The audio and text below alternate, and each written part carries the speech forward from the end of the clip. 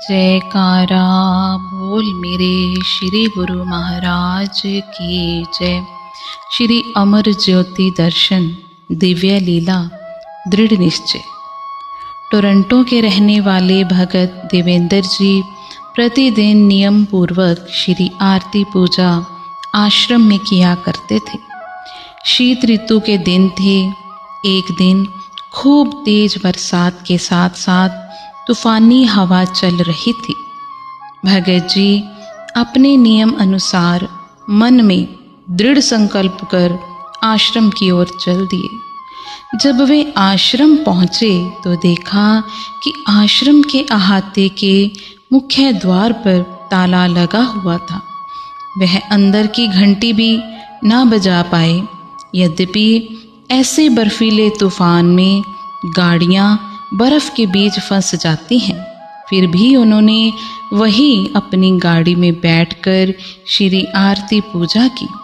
जब वे वापस जाने लगे तो उनके सामने ही 3 बार द्वार के खटकने की आवाज़ आई। एक ही झटके से मुख्य द्वार का ताला टूट गया और द्वार खुल गया। भगत जी ने चारों ओर दृष्टि दौड़ाई, लेकिन आसपास कोई दिखाई नहीं दिया। वहाँ के ताले इतने ठोस और मजबूत होते हैं जिन्हें सरलता से तोड़ा नहीं जा सकता। भगत जी गाड़ी अंदर ले आए और अंदर आकर घंटी बजाई। आश्रम निवासियों ने यह सोचकर अहाते के मुख्य द्वार पर ताला लगाया था कि ऐसे तूफान में आज कौन आएगा। घंटी की आवाज़ सुनकर आश्रम में रहने वाले गुरुमुख हैरान हो गए। जब उन्होंने अंदर का दरवाज़ा खोला तो देखा कि भगत जी वहाँ खड़े थे। उन्होंने भगत जी से पूछा कि आपने अंदर कैसे प्रवेश किया, दरवाज़ा कैसे खुल गया। भगत जी ने सारा वृतांत भावपूर्ण अश्रु बहाते हुए कह सुनाया।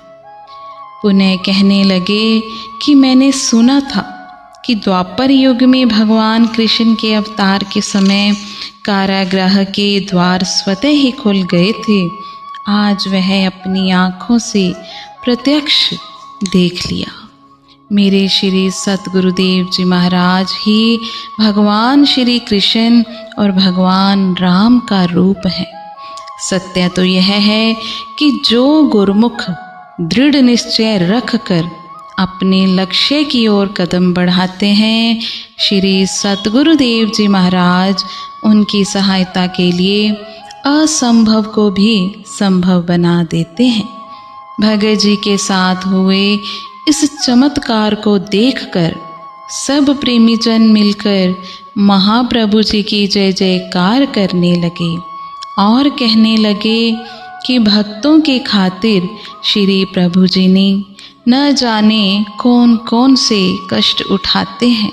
बोलो जयकारा बोल मेरे श्री गुरु महाराज की जय।